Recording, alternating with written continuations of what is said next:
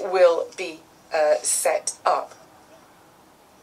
Distinguished Secretary General, in conclusion, I'd like to point out that the fight against COVID-19 and dealing with its socio-economic impact, achieving the Sustainable Development Goals, and also implementing the Paris Agreement, all these should be a top priority in terms of consolidating efforts and work of the international community. We need to ensure that no one is left behind, including in developing mountainous countries that are landlocked. As we work together to counter contemporary challenges and threats, the role of the UN is significantly increasing. In this regard, I would urge for comprehensive support to be lent to our organisation in order to solve together the global problems for the benefit of sustainable development and for all. Thank you very much, and I wish you a very fruitful session in the general debate. Thank you very much.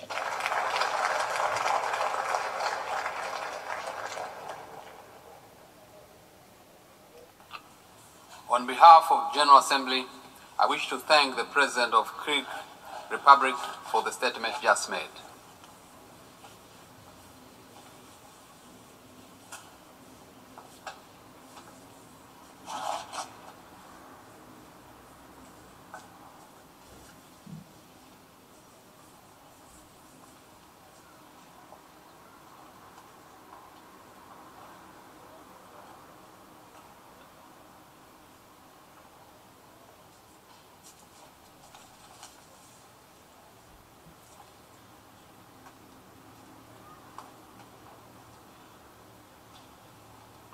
The Assembly will hear an address by His Excellency Gitanas Nauseda, President of the Republic of Lithuania.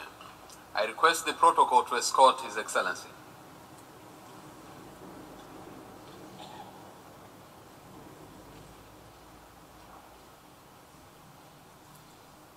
On behalf of the General Assembly, I have the honor to welcome to the United Nations His Excellency Gitanas Nauseda, President of the Republic of Lithuania, and to invite him to address the Assembly. Mr. President, Excellencies, ladies and gentlemen, this year marks a special anniversary for independent Lithuanian state. 30 years ago, the Republic of Lithuania became a member of the United Nations. We had been striving for international recognition ever since the restoration of independence in March 1990.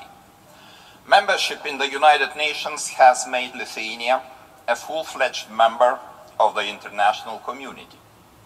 It empowered us to seek peace, to defend human rights, and to contribute to effective multilateralism. A significant decision of the United Nations General Assembly was made in 1992 to call for a complete withdrawal of foreign military forces from the territories of the Baltic states. It was a powerful manifestation of the global solidarity, a kind of solidarity we still often need today. Recent years have shown us that no country is able to deal with global challenges alone. It is a global effort that helps us to mitigate the consequences of the COVID-19 pandemic. This fight is not over. I believe we are on the right path. The way forward goes through the widespread use of safe and effective vaccines. We need an active global vaccine sharing mechanism that would help to protect everyone, including those who are the most vulnerable. Alarmingly, the pandemic is deepening global poverty and inequality, widening gaps in education, social security, and digital connectivity to divide the global population. Right now, millions of people are also being overwhelmed by a dangerous infodemic. It too causes much suffering and contributes to many untimely deaths.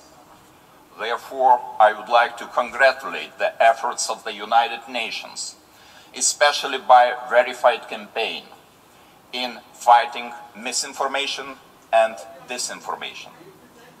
They pose an ever greater threat to our societies.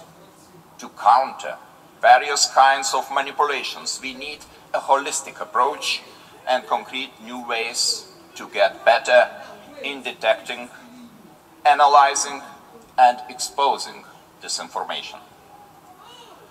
Ladies and gentlemen, various forms of pressure and hybrid attacks are closely related to deteriorating security situation in many parts of the world. We have seen authoritarian regimes and states continuing their military buildups and intensifying violent crackdowns on political opposition, free media, and civil society. These regimes demonstrated many times their willingness to endanger our peace, security, and prosperity. We refuse to accept such behavior as a new normal. Therefore, Lithuania fully supports the calls to uphold human rights in all countries. Such cases when political activists and human rights defenders are tortured and killed must be carefully investigated. We also deplore efforts by Russia to exert pressure on Lithuanian judges and prosecutors who investigate the case of atrocities committed by the occupying Soviet army in Lithuania in 1991. Lithuania calls on all states not to execute related international arrest warrants. It is also with deep sadness that I remember last year's developments in Belarus. A genuine protest movement that sprang up after a rigged presidential elections has been brutally suppressed. Independent civil society and media organizations are being silenced. Hundreds of people detained, severely beaten, tortured. The irresponsible actions by the Belarusian authorities might also have a bigger impact on international security. We saw it in the hijacking and forced landing of the Ryanair flight on May 23rd. It was done in clear violation of international law. Such actions should be treated as an act of state-sponsored terrorism. The Belarusian regime is also testing new methods of hybrid actions. For several months now, Lithuania has been dealing with unprecedented hybrid attack by artificially creating and directing flows of irregular migration. Belarus aims to put political pressure on the European Union. Lithuania firmly rejects this attempt of sowing discord and calls on the United Nations to address it. We all need to actively fight human trafficking, break the business models of smugglers, and discourage migrants from endangering their lives.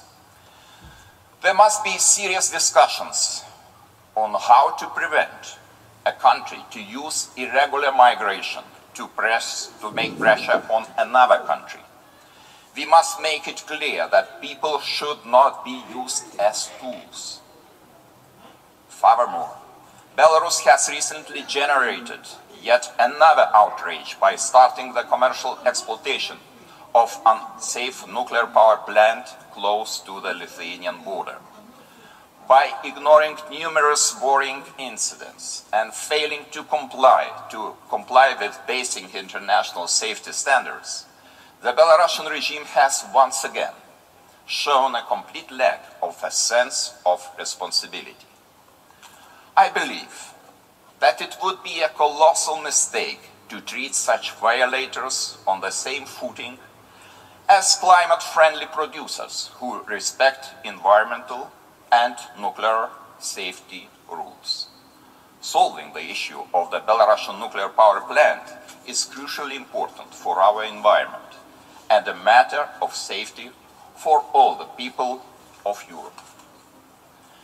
Ladies and gentlemen, for the 7th year, we are witnessing the continuing military aggression against Ukraine, as well as the illegal annexation and occupation of Crimea.